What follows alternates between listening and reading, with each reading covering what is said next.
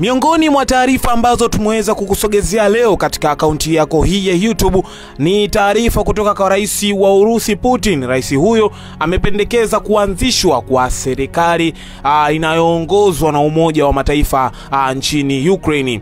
Naitwa Junior na hii ni Junior Media, michezo, habari pamoja na burudani. Niseme asante na nikushukuru sana wewe ambaye umechukua muda wako kuungana nami na kubonyeza alama neno subscribe kujiunga na familia Junior Media kupata kila aina taarifa pale ambapo tunakuwa tumeweza kupandisha taarifa hizi. Nikushukuru sana yule ambaye ameendelea kuungana nami na ambaye ameendelea kunifuatilia kujua ni nini ambacho kinaendelea katika taarifa za kimichezo, habari pamoja na burudani.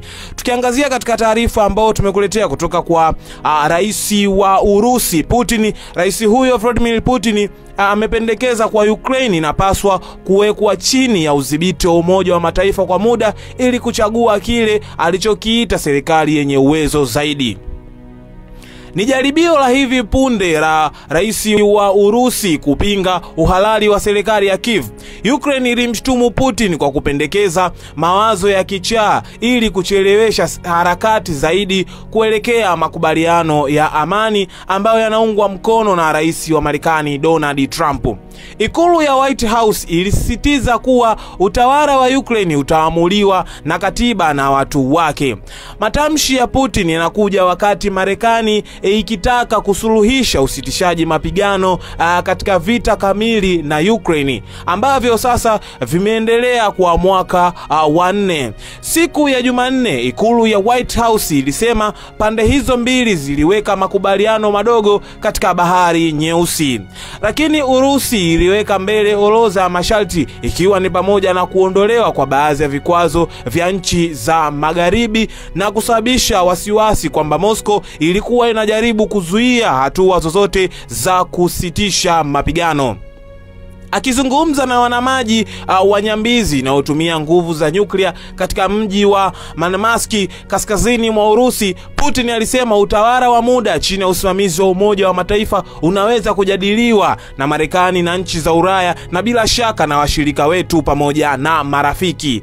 Hii itakuwa ni kwa ajili ya kufanya uchaguzi wa kidemokrasia kuwa madarakani serikali yenye uwezo inayoaminika na wananchi kisha kuanza mazungumzo ya makubaliano ya amani na kusaini hati halali, aliongeza. Moscow inasema mamlaka ya sasa ya Ukraine sio halali kwani Rais Volodymyr Zelensky amesalia madarakani hadi mwisho wa muhula wake na kwa hivyo sio mshirika halali wa mazungumzo. Lakini Zelensky amesalia kwa sababu uchaguzi umesitishwa kisheria.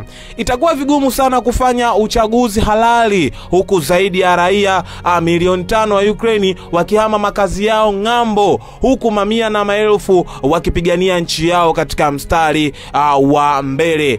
Mwana habari, nikushukuru sana kwa kuendelea kuungana nami. Hizi zilikuwa ni habari kutoka kwa rais wa Urusi Putin akipendekeza kuanzishwa kwa serikali inayoongozwa na Umoja wa Mataifa nchini Ukraine. Lakini haya yamekuja kutokana na mapendekezo aliyotoa rais huyo wa Urusi kuwa inapaswa Ukraine kuwekwa chini ya udhibiti wa Umoja wa Mataifa kwa muda ili kuchagua kile alichokiita serikali yenye uwezo zaidi.